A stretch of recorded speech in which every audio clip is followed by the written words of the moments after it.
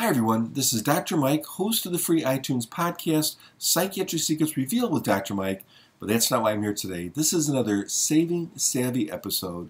This time we're going to look at ways that you can save big bucks on purchasing your first DSLR camera. The first thing I think you need to do is to determine your needs. Of course, most people want the best, the greatest, the biggest camera they can afford, but if your needs are typical for someone starting out with DSLR photography, you can probably get away with a lot less.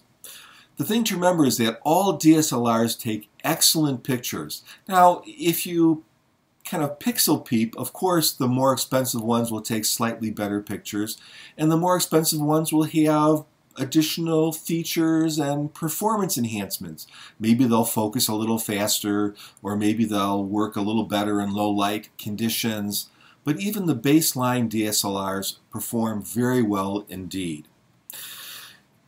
Understand that a lot of these features might confuse you. So if you get something that's festooned with a camera that's festooned with millions of buttons and dials and different things, and if you're just getting used to using a complicated camera, you might be a little intimidated, and you might be better off starting out with a more entry-level camera and then work your way up. Alright, well, the first thing that I would suggest is to shop around and compare. If you look at the internet, you can do an easy search of many different companies and see what the prices are. Now, a cautionary note here, if you find a deal that's too good to be true, hundreds and hundreds of dollars less than what everyone else is offering that camera at, I would say avoid that company. I had an experience very early on in my DSLR experience where I bought a camera, I thought I was getting a great deal, and then literally I had to call up this company and they started harassing me and wanting me to buy all these service plans and everything, and when I wouldn't do it, they basically hung up on me. So go with a company that you can trust. Some companies that I've used include Adorama, B&H, of course Amazon, and Cometa cameras. So I'm sure there's many others out there, but I've had good luck with those companies.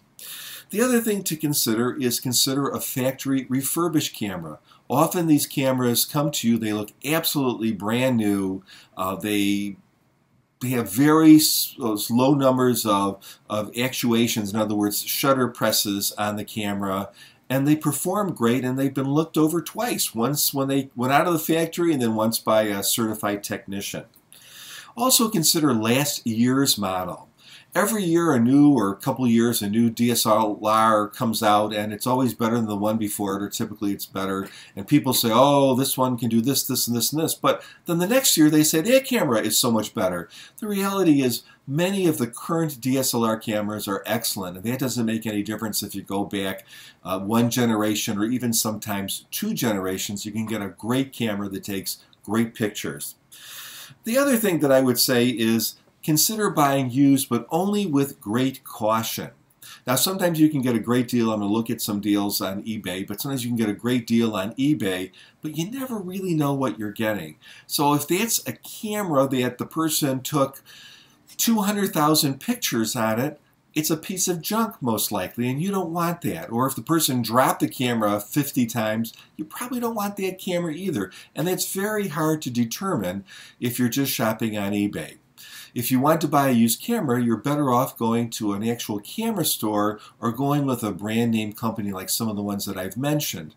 Now, that's not to say that you can't get a great deal buying from just an individual on eBay. And people do it all the time, but you have to keep your eyes open and ask questions about what the camera has been through, how it works, how many times the shutter's been pressed, because again, shutters are a mechanical thing on DSLRs, and they only last so long, and they're pretty expensive to replace. So let's look at some numbers just to show you some savings. And this was just, I got these off of the Cometa camera site, not for any particular reason, just because that's where I was at. And these are reflective of June 2013. So looking at a factory refurbished camera, all right, a brand new D5200, which is the mid-range Nikon camera, well regarded, sells with an 18 to 55 millimeter lens for $800. The exact same camera as a refurb again, probably barely used, if used at all, sells for $700, which is $100 less. Not bad. You could put that in the bank or put it towards a lens or a flash or whatever you want. How about if you look at a D3200? That's their entry-level DSLR, which is a very good camera. Brand new with an 18 to 55 millimeter lens, $500. A refurb, exact same lens, same camera, $470. So about a $30 savings. Not bad, 30 bucks. You might decide you want to go with the new. I mean, that's up to you. But if you go with a slightly older camera in that same series, then you can save considerably more. So a D3100, which was considered a very good camera, it's the generation before the 3200, with an 18 to 55 millimeter lens, well, $450. So that's a $50 savings. I don't know if that's worth it. But you can get a D3100 with the 18 to 55 millimeter lens and a 55 to 200 millimeter telephoto lens for $500. Now, that lens, so you're getting a little bit older camera, but you're getting an additional lens, and that lens is a $250 value. So that's pretty significant. Now the camera is a little older, but still performs just great. Specifications not quite as high, but they're still really great. $250 savings.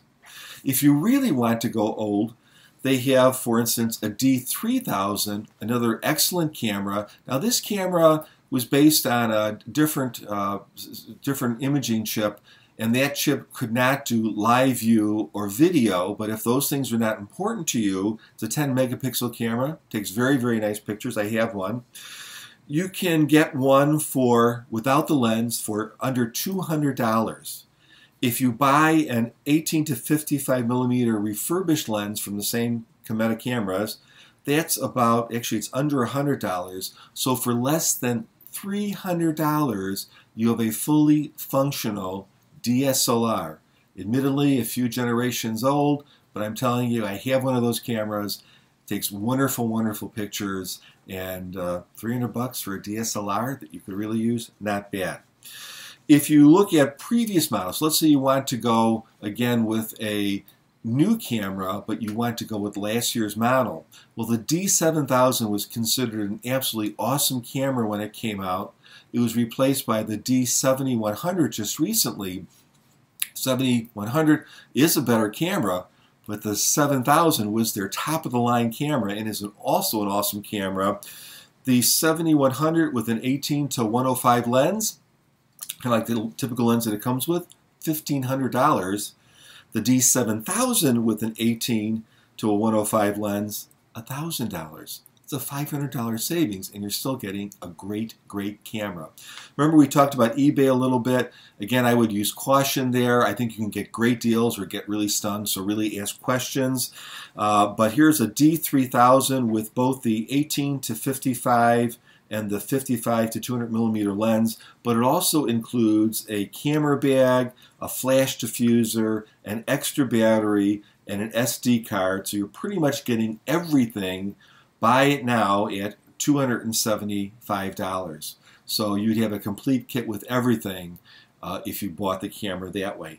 Now, again, I definitely would be asking that buyer a lot of questions about the performance of the camera, and maybe you'd want to guarantee that once you got it, you could return it if it was defective. So the one place I really would have caution would be with a professional camera. You might think to yourself, hey, I'm going to go and get one of these super duper cameras, and there's one that's on eBay. Don't forget, professionals use their cameras as tools. We hobbyists use ours as hobby objects. I mean, we might have 10,000 shots and we want to get rid of that camera.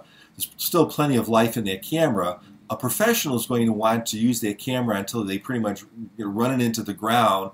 It may have hundreds and hundreds of thousands of actuations on it.